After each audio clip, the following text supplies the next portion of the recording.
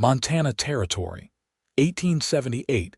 The wind swept across the dry plains near Miles City as the last of the wagons pulled away from the church steps, leaving behind a woman with a twisted ankle, fire in her eyes, and no hand to hold. Josetta Sinclair stood at the edge of the wooden steps, her fingers clenched around a bouquet of wild daisies already wilting under the sun.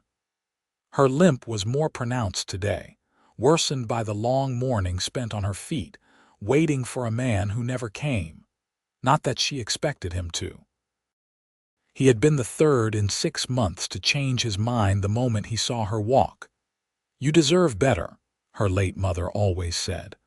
"But better don't come easy, Josie." Josetta watched the dust settle where the wagons had gone and let the flowers fall to the dirt. Behind her, boots scraped against gravel. She turned fast, almost stumbling. A tall man stood near his sorrel horse, hat in his hands, dark hair ruffled from the wind. He looked like he belonged to the land's sunburnt skin, steady eyes, and a coat dusted with trail grit. He wasn't from town. "You all right?" he asked, voice low and even. She straightened her shoulders. "I am now." He looked at the abandoned bouquet, then back at her. "Name's Orin Rawley," he said. "I came into town to pick up supplies, saw what happened." Josetta's face burned. "Nothing happened." Orin tilted his head. "Looked like something to me." She turned away, embarrassed, only for her ankle to catch on the edge of a step. She stumbled, but Orin was there, quick and sure, catching her by the elbow. "I got you," he said, his grip gentle. She hated the way her leg dragged when she tried to stand again. Hated the pity in people's eyes. But when she looked up at Orin, there was no pity, just calm. "You got people?" he asked. "No," she said. "My parents are gone. Only kin was my uncle, and he passed last winter. Folks around here mean well, but they think a woman who limps should stay out of sight." Orin glanced toward the church. "Then they are fools." The word struck something in her chest. She swallowed hard. "I have a place," he said. "A cattle ranch about 40 miles east. It is quiet there. Clean water. Good land. I am not looking for charity." "I am not offering any," he said. "I need someone to help with the house. Cooking, mending, company. You need a fresh start. Seems fair." Josetta hesitated. "I do not even know you." Orin gave a slow nod. "You are right. But I will not leave you standing here like that." She looked at his hand. Dusty, rough, honest.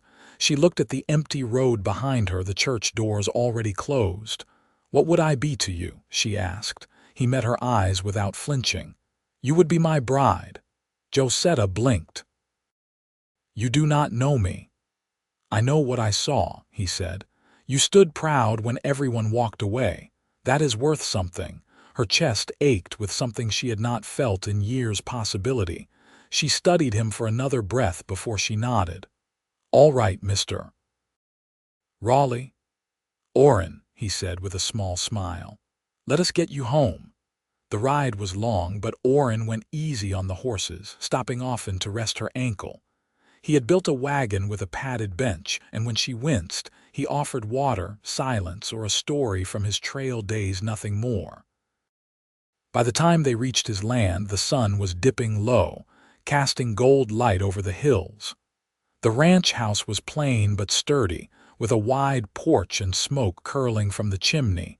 He helped her down carefully. "You will sleep inside. I will take the bunkhouse." "You do not have to, I want to," he said. "You deserve time. I am not rushing anything." She nodded once. That night, Josetta sat in the kitchen while he chopped wood outside. The house was warm, clean. A small row of books lined one shelf. A jar of dried flowers sat by the window.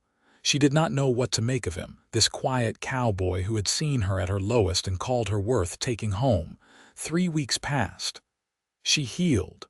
Her limp remained, but the pain eased. Orin never brought it up. He called her Josie sometimes, and offered small things: a carved comb, a shawl from town, a warm fire always waiting, One morning she caught him watching her as she hung laundry in the sun. The wind tugged at her skirt. She turned and he looked away quick, but not before she saw that softness in his eyes. That night she brought him stew out on the porch. The stars were bright above them, the prairie stretching wide and quiet. "Why did you really bring me here?" she asked, handing him the bowl. Orin took it, set it down, "Because I saw someone worth keeping." "I am not easy," she said. "I limp. I have been left before." He reached out slow and took her hand. "I do not care about the limp," he said. "I care about who you are. And I would not trade you for any able-footed woman in this territory." She stared at him, heart pounding. "You mean that?" He nodded once. "You are my treasure, Josie. I knew it the moment I saw you standing all alone, still proud." Tears stung her eyes. She leaned forward and he met her halfway. Their first kiss was soft, steady, like the land around them, honest and warm, and for the first time in years Josetta felt chosen. Not out of pity, not out of need, out of love. The wind shifted with the season. By late October, the grass across Orin Rawley's land had browned to wheat gold, and the mornings came with frost on the pump handle. Josetta rose earlier now, wrapped in one of the quilts she'd mended herself, and warmed the stove while the sky outside slowly brightened. She had learned the pattern of the place, the way the horses came to the fence at first light, how the barn door creaked on its hinges just before closing, where the kitchen roof leaked when the rain came fast and slantwise. Her limp hadn't lessened, but the way she moved through the house had grown more fluid, more her own. Orin had been fencing the north pasture most days. She packed his midday meal in a wrapped cloth, and he came to the porch in the evening smelling of sweat and pine sap, his shirt clinging to his back, his words few but kind. One evening, she met him halfway from the barn, a folded scrap of paper in her hand. "This came by post rider," she said, offering it. He wiped his hands on a rag and took it. His eyes scanned the page, brow pulling low. "From my brother," he said. "He's coming up from Billings, bringing his wife." Josetta tilted her head. "You never mentioned you had a brother." "We ain't close," he said, folding the letter once more. "He's ranching south of the Yellowstone River, left for Dakota some years back, but sounds like he's settled now." "Will they stay long?" "Couple nights. He wants to see the land." "Maybe share cattle if we can manage a trade." She nodded, then hesitated. "Will he know about me?" Orin looked at her then, steady. "He'll know you're my wife." Josetta's fingers curled around the apron hem. "I just meant, I don't want to be something you have to explain." "You're not," he said. "You're the best thing I've done in a long while." His words fell quiet between them, like snow before it touches ground. She didn't reply, only reached for the basket at her side and handed him a wedge of cornbread wrapped in cloth. That night, she stayed up late, wiping the good dishes and setting aside the tin cups they used daily. The next morning, she scrubbed the floors until her back ached and baked 2 pies with what apples remained from the August harvest. The Rawleys arrived by wagon near sundown. Orin's brother, Ellis, was a few years younger with a thinner face and a quicker gait. His wife, Ruth, wore a hat trimmed in blue ribbon and carried herself as though she'd known finer homes than this. Josetta stepped forward with her chin lifted. "Welcome," she said. "I'm Josetta." Ruth's eyes flickered to the cane Josetta leaned against. Ellis was polite enough. "Orin's told us little, but I reckon we'll learn plenty over supper." They ate by lantern light, Ruth mostly quiet, Ellis running on about ranch conditions east of the Bighorn. Orin stayed beside Josetta, his hand brushing hers now and then beneath the table's edge. She didn't pull away. Later, when the guests had gone to the spare room, Josetta lingered by the fire. Orin came in from checking the corral, his shoulders damp with cold. "She doesn't think much of me," Josetta said, not turning. He crouched beside her, rubbing his hands near the flame. "She doesn't know you. She sees the way I walk.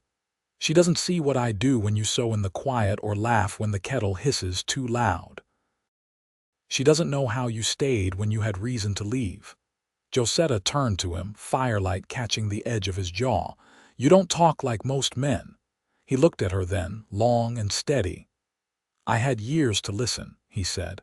"Out there, nothing but stars and horses for company. You learn to mean what you say." She reached out, resting her palm against his cheek. "You think this is real, don't you? I know it is." He rose, held out a hand. She took it, rising slow. The limp pulled as always, but she didn't flinch. In the quiet of their room, she let him unpin her hair for the first time. His fingers moved with care, as if each twist of braid held something sacred. When she turned into his arms, he held her not as something broken, but as something chosen. The wind outside rattled the shutters, but inside the world was still. The morning after Ellis and Ruth departed, a hush settled over the ranch like a held breath. The quiet wasn't strained, only thoughtful, like the land itself waiting for something to shift. Josetta sat by the root cellar with a basket of onions in her lap, peeling back papery skins while the breeze combed through the dying grass. Orin's hammer rang somewhere behind the house. He was patching the shed roof before snow came. She hadn't asked him whether Ellis had offered the cattle trade. It didn't seem to matter. Whatever talk had passed between the brothers had been brief and low-voiced, and Orin hadn't looked back once after seeing them off. Instead of speaking about it, she focused on the food stores. They were down to a few jars of peaches and a sack of rye flour. If winter came heavy, they'd need more salted meat, more beans. She made a mental list, fingers working the onions clean. When Orin came around the corner, he had a streak of soot across one cheek and a handful of bent nails in his shirt pocket. "I'll ride into town tomorrow," he said. "Pick up what we're lacking." She nodded, brushing her hands on her skirt. "I'll sew another flour sack. The last one's torn at the seams." He set down his tools and crouched beside her. "You could come with me." The thought caught her off guard. "To town," he nodded once. "We could stop by the store, maybe the smithy too. I could use someone with a better eye than mine." She looked at her hands. "Folks in town remember me. They'll see you different now. Maybe, or maybe they'll just see you and wonder why you settled for me." His voice came quiet but firm. "I didn't settle, I chose." She drew a breath, let it out slow. "All right, I'll come." They left before first light the next day, bundled against the cold. Josetta rode beside him in the bugboard, the road frost silvered and brittle under the wheels. The town came into view just after midday. Buildings huddled close under a thin sky, smoke curling from chimneys, dogs nosing along the boardwalks. Inside the mercantile, the shopkeeper gave a tight nod when they entered. Josetta moved through the aisles with care, noting what had changed since she'd last been there. Some folks stared. No one spoke. Orin kept to her side, quiet but solid, like a stone that wouldn't roll. At the counter, she laid out a square of fabric and 2 tins of lye soap. The shopkeeper's hand paused.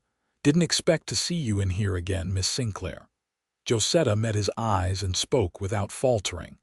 "I'm Mrs. Rawley now." The man blinked, then rang up the sale without another word. Outside, Orin held out his hand to help her into the wagon. He didn't say anything until they'd passed the edge of town. "You didn't flinch," he said. "I've done enough of that for one lifetime." He gave a small nod. "You looked like you belonged." She glanced over at him. "That's the first time I've felt it." That night, she found him out by the corral, mending a length of wire by lantern light. She brought a wool blanket from inside and draped it over his shoulders without a word. He looked up, eyes catching the glow of the flame. "You didn't have to, I know," she said, "but I wanted to." He stood slowly, the lantern swinging between them. "When I first saw you, I thought you were made of iron the way you stood. And now, I know you're made of something finer. Not soft, but true." She stepped closer, lantern light dancing on the ground as the wind moved through the grass. "You still want me, even now that you've seen how I carry myself in a place that shamed me." His hand cupped her cheek, rough thumb brushing the edge of her jaw. "I didn't take you in because I pitied you. I took you in because I saw the worth others were too blind to see, and every day since, you've shown me I was right." She leaned into him, her breath catching against his chest. "You said once I was your treasure. I meant it." The lantern light flickered low, but neither moved to tend it. They stayed like that until the wind stilled, the night folding gently around them. The first snow came early that year, soft and steady over the hills, quieting the land like a hand drawn over a restless brow. Josetta stood at the kitchen table with a jar of lard beside her, and her sleeves rolled high. She pressed dough with careful movements, her ankle stiff from the cold but her rhythm sure. Outside, the smokehouse sent up a thin plume that curled into the gray sky. Orin came in with his coat dusted white, his hat in one hand and a half-frozen rabbit in the other. "Snared this by the creek," he said, setting it on the workbench. "Tracks say more might be nearby." She wiped flour from her fingers and looked at the animal. "You want stew or roast?" He gave a small shrug. "Whatever you think suits a day like this." She studied his face. "You all right?" His mouth worked once before answering. "Letter came from the land office," she stilled. "Good news. They're offering sale on the parcel south of ours. 20 acres, water access, sheltered slope. Would double our grazing come spring." She waited, sensing the weight behind his tone. "We'd need to build fence, dig another well, and it's not cheap." Her hands dropped to her sides. "You think we can manage it?" He leaned against the wall, arms folded. "Not without help." The room quieted. The only sound was the slow tick of the mantel clock. "I could take in mending," she said. "There's women in town too proud to stitch their own." His brow furrowed. "You don't need to do that. I can, and I want to. You've given me a home. I can help make it more." He stepped forward then, slow, as though testing the floor between them. "It's not about proving anything. I know." He reached for her hand, calloused fingers brushing her wrist. "I just don't want you to feel like you have to earn your place here." She held his gaze. "I don't, but I've found something worth building and I want it to grow." He nodded once, quiet. "Then we'll do it together." That night, she wrote a note to the preacher's wife, asking if there might be need for skilled needlework. She folded it twice and set it near the door, beside Orin's gloves. Later, they sat by the hearth, both with their feet near the embers. She was stitching a tear in his coat sleeve, and he was carving a strip of pine with steady hands. He broke the silence. "You ever think about having children?" Her needle paused. "Sometimes." "I do," he said. "Not because the ranch needs hands, because I think you'd make a fine mother." She swallowed thickly. "I've wondered if my limp would make it harder, carrying. Chasing after little feet." He laid the carving down. "Then I'll carry when you can't, and chase when you need rest." Her eyes burned. "You really think we could raise a family here?" "I think we already started one," he said. "The rest is just time." She set the coat aside and leaned into him then, cheek to his shoulder. He smelled like pine and smoke and the kind of steadiness she'd only ever dreamed of. Outside, the snow fell thicker, blanketing the prairie in silence. Inside, the warmth held and the future felt close enough to touch. The days shortened fast, dusk creeping in before supper most evenings. Josetta stitched by lamplight now. Her sewing basket moved near the window so she could catch what little light the sky offered before night. The small silver thimble Orin had carved a groove into from use still fits snug on her finger. and a folded square of muslin in her lap bore the beginnings of a christening gown.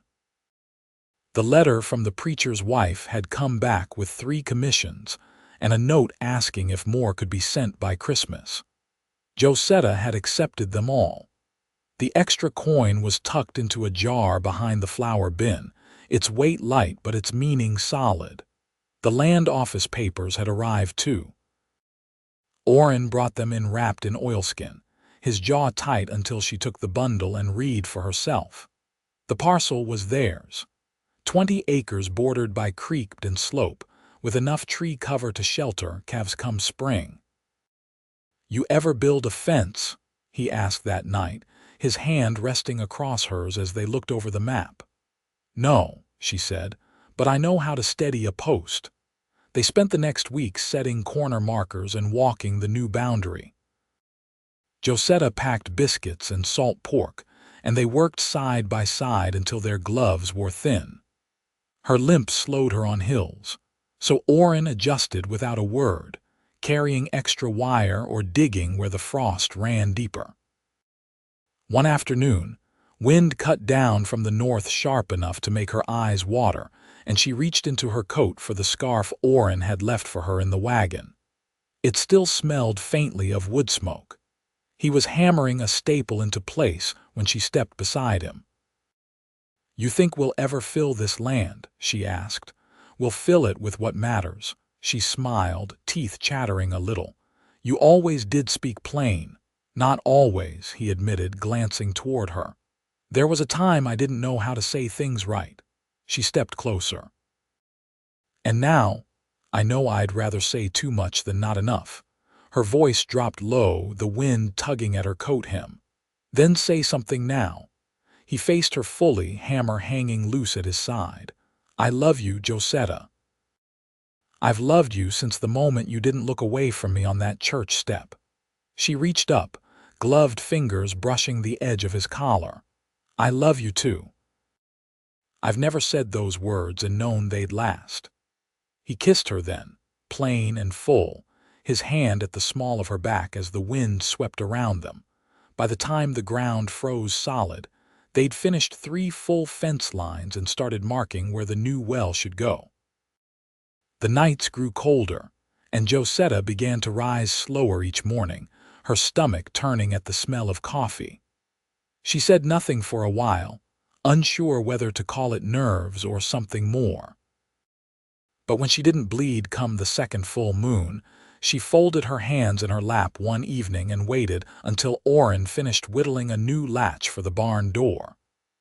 "There's something I need to tell you," she said. He looked up, brow softening. "I think I'm with child." He didn't speak for a breath, then set the wood aside and crossed to her. "You sure?" he asked gently. She nodded once. "Sure enough." He knelt beside her, resting a hand against her belly as if listening through his palm. "You scared?" "A little," she admitted. "But I'm more glad than scared." "Me too," he said. "We'll do this right." And they did. By the time the creek broke its ice in early spring, Josetta walked the new field edge with Orin's arm around her shoulders and her belly rounding beneath her dress. He'd built a rocking chair beside the hearth and added a new shelf to the kitchen wall, just high enough to keep little hands away from sharp tools. The christening gown was finished and folded in cedar cloth, tucked in a drawer beside a knit cap Ruth had sent unexpectedly, without a letter. Josetta had laughed when she opened the parcel, surprised but grateful. "I think she came around," she said. "She'd be a fool not to," Orin replied, brushing sawdust from her shoulder. The day Josetta went into labor, the wind was high and the clouds hung low. Orin rode for the midwife at first light, returning with her bundled behind him on the saddle, her bag clutched tight. The birth was long and hard, but Josetta bore down without complaint, her grip white-knuckled on Orin's hand as he stayed beside her through every pain. At dusk, their son arrived red-faced and hollering with lungs strong enough to scare the hens from their roost. Josetta held him to her chest, her breath ragged, her smile trembling. "You did it," Orin whispered, pressing his forehead to hers. "We did it," she answered. They named him Elias, after Orin's grandfather. The boy had Orin's dark hair and Josetta's long fingers. He took to sleep easy and to waking even easier, full of life from the start. That summer, the ranch bloomed with more than grass. Orin built a cradle from pine, its joints tight and smooth. Josetta planted sweet peas beneath the kitchen window, and when they flowered, she brought them inside in a tin cup.